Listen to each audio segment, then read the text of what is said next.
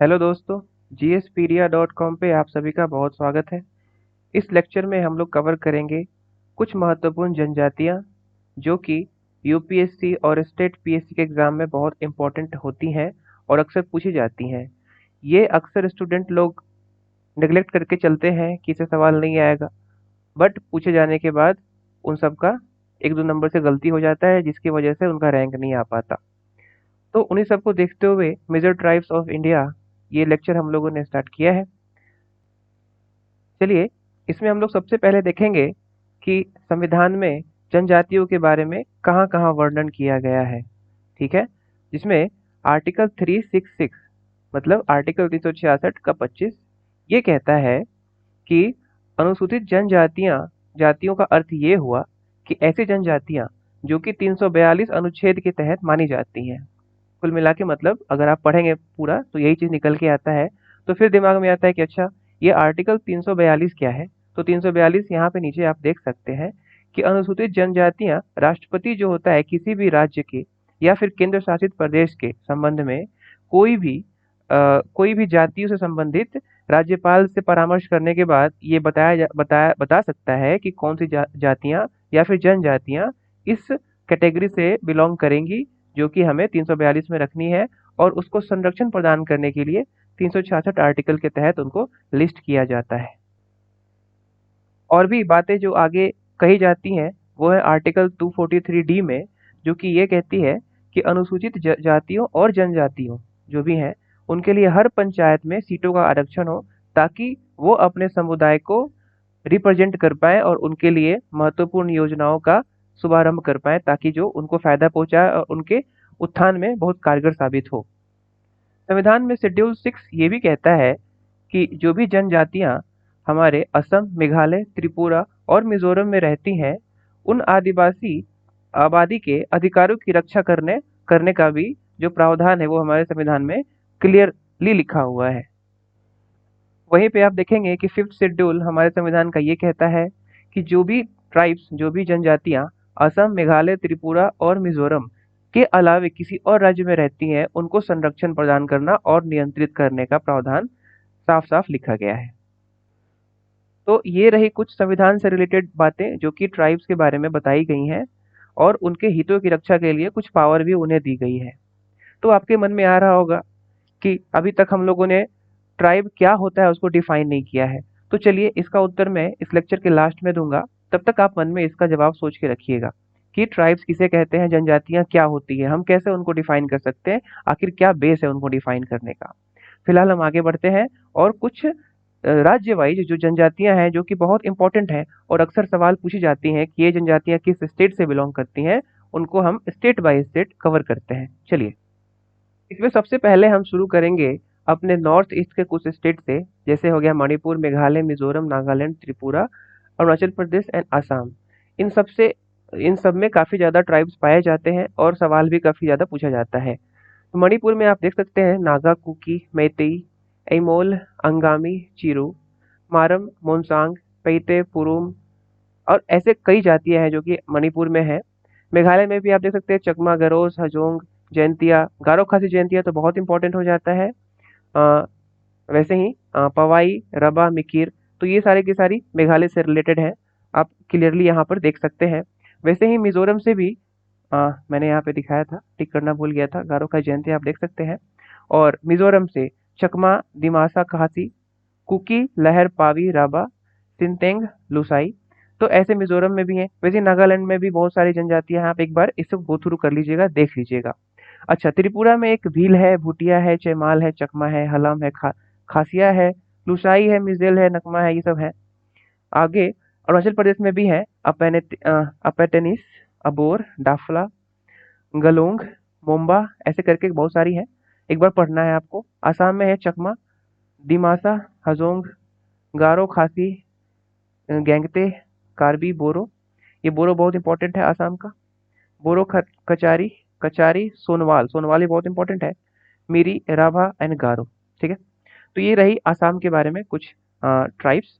और आगे देखते हैं बिहार, जो कि लोग बिहार से जो भी हैं वो उनको उनके लिए बहुत इंपॉर्टेंट है। असुर, बैगा, बिरहोर, बिरजिया, चेरो, गोंद, परहैया, संथाल, संथाल बहुत इंपॉर्टेंट।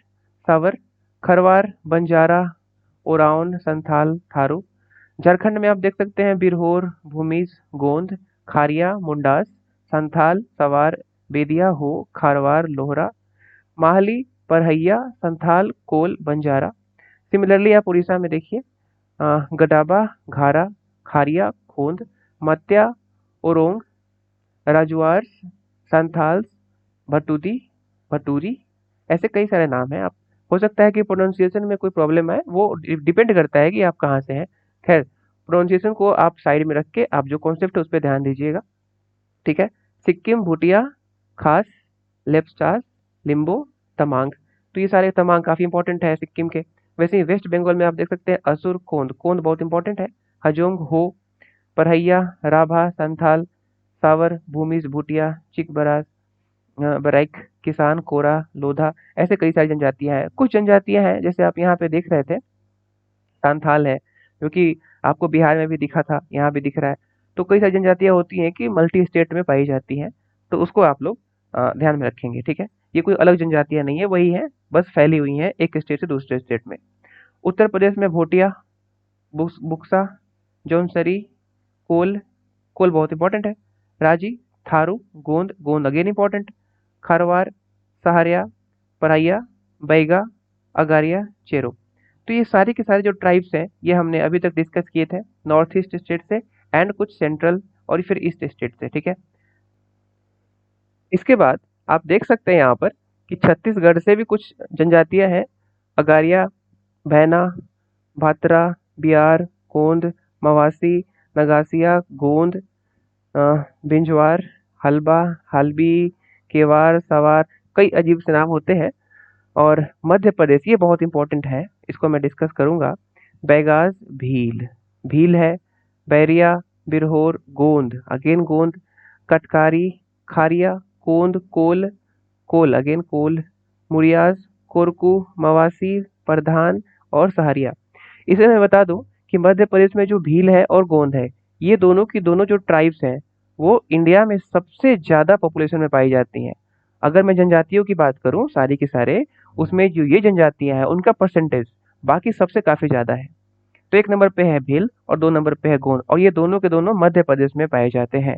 तो इसको आपको दिमाग में रख के चलना है। आगे बढ़ते हैं। सिमिलरली आप गुजरात में भी देख सकते हैं। ठीक है। बारदा, बामचा, भील, चारण, ऐसे करते करते बहुत सारे हैं। महाराष्ट्र में भी देख सकते हैं भैना, भुंजिया, डोधिया, ऐसे करके बहुत सारे हैं। तमिलनाडु में भी हैं। अंडमान निकोबार में एक बहुत important that is Sentinelese. Okay ना। अभी अभी आपने सुना होगा कि एक फोटोग्राफर वहां पर फोटो खींचने पहुंचा था, मतलब कुछ फोटोग्राफी करने गया था। तो वहां के ट्राइब्स ने उसे भालू से और तीर से मार डाला था। तो वहाँ के ये जो ट्राइब्स, कई सारे ट्राइब्स ऐसे होते हैं जिनको पता भी नहीं है कि आजकल दुनिया कहाँ से कहाँ पहुंच गई है।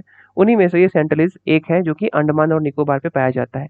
और भी है वहाँ पे जो पाए जाने वाले हैं, ओराउंस, ओंगीज एंड सोम्पेन। तो इसका नाम आप याद रखेंगे।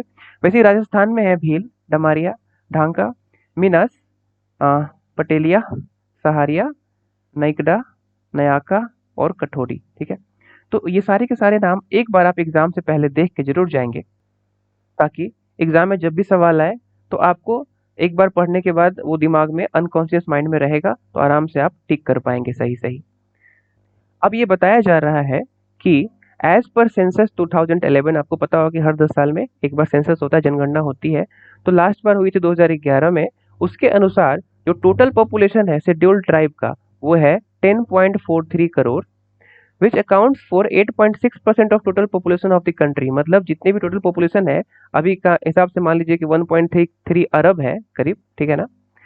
तो उसके हिसाब से 130 करोड़ के हिसाब से 8.6% जो जनसंख्या है वो पूरा का पूरा ट्राइबल है, ट्राइब्स है। ठीक है। शेड्यूल्ड ट्राइब्स जिसको आप एसटी भी कहते हैं। ओके। और यहाँ पे बताया जा रहा है कि जो शेड्यूल्ड ट्राइब है, एसटी है इंडिया के, वो जितने भी शेड्यूल्ड ट्राइब का पॉपुलेशन है उन सब का सबसे ज्यादा जो परसेंटेज रहता है देखा जाए तो वो लक्षद्वीप और मिजोरम में है। उसके बाद है नागालैंड एंड मेघालय में। उसके बाद आता है मध्य प्रदेश। यहाँ पर क्या है, largest number of scheduled tribe पाए जाते हैं। मैंने दो नाम भी बताए थे आपको, भील एंड गोंद, है ना। भील एंड गोंद का नाम बताया था आपको। ये दोनों के दोनों ज़्यादा पॉपुलेशन में पाए जाते हैं। जितने भी ट्राइब्स हैं उन सब में इनकी पॉपुलेशन काफ़ी ज़्यादा है जो कि पाई जाती है मध्य प्रदेश में। तो जाहिर सी बात है largest number of scheduled tribe भी मध्य प्रदेश में होगा। लेकिन जिस स्टेट में जितना पॉपुलेशन है उसके हिसाब से जो मैक्सिमम एसटी है वो है लक्षद्वीप में, मिजोरम में, फिर नागालैंड एंड मेघालय में। ये बात याद रखेंगे। और एमपी के बाद आता है दूसरे नंबर पे उड़ीसा, जहाँ पे शेड्यूल्ड ट्राइब काफी पाए जाते हैं। Bastar district of Chhattisgarh. अब डिस्ट्रिक्ट के बारे में कोई पूछ ले किस डिस्ट्रिक्ट में पाए जाते हैं एसटी सबसे ज्यादा, मतलब शेड्यूल्ड ट्राइब्स की जनसंख्या सबसे ज्यादा है, वो है बस्तर। कहाँ पे पाया जाता है? ये छत्तीसगढ़ में पाया जाता है। वहाँ पे largest number of scheduled tribes पाए जाते हैं। आगे ये बता रहा है कि there are no scheduled tribes. एक भी शेड्यूल्ड ट्राइब नहीं है। कहाँ नहीं है? पंजाब, दिल्ली, चंडीगढ़, पुडुचेरी एंड हरियाणा में यहाँ पे एक भी शेड्यूल्ड ट्राइब नहीं है। तो ये सारे के सारे स्टेट के नाम याद रखेंगे, बहुत इंपॉर्टेंट है। ठीक है, तो ये रहे कुछ स्टेट वाइज हमारे ट्राइब्स के नाम। और मैं आशा करता हूँ कि ये सब एक बार देखने के बाद आपको याद हो गए होंगे और एग्जाम से पहले आप इसको रिवाइज करके जरूर जाएंगे। अब मैं वापस आता हूँ अपने उसी प्रश्न पे जो मैंने स्टार्टिंग में पूछा था कि what is the definition of the scheduled tribe. आखिर ये ट्राइब का डेफिनेशन क्या है? कैसे लोगों को हम ट्राइब्स बोलेंगे, जनजातियां बोलेंगे? ठीक है, तो कई बार लोग ऐसे डिफाइन कर देते हैं कि वो सारे लोग जो एजुकेशनली या फिर फिजिकली, एजुकेशनली या फिर उसका हेल्थ हेल्थ हो गया, एजुकेशन हो गया, या फिर इकोनॉमिकली, ये सारे के सारे जब वो बैकवर्ड होते हैं तो उन सबको क्या बोल दिया जाता है कि वो शेड्यूल्ड ट्राइब से बिलोंग करेंगे। ये अक्सर लोग डिस्क्राइब किया करते हैं। पर मैं बता दूं कि हमारे संविधान में शेड्यूल्ड ट्राइब को प्रॉपर्ली डिस्क्राइब या फिर डिफाइन नहीं किया गया है। लेकिन डेफिनेशन आप अपने हिसाब से अगर कोई पूछे लेमन लैंग्वेज में तो बता सकते हैं कि वो सारे ट्राइब जो जिनकी लैंग्वेज, जिनका, मैं यहाँ पे लिखता हूँ, जिनका लैंग्वेज प्लस जिनका कल्चर प्लस ये सारे के सारे बहुत डिफरेंट होगा बाकी लोगों से।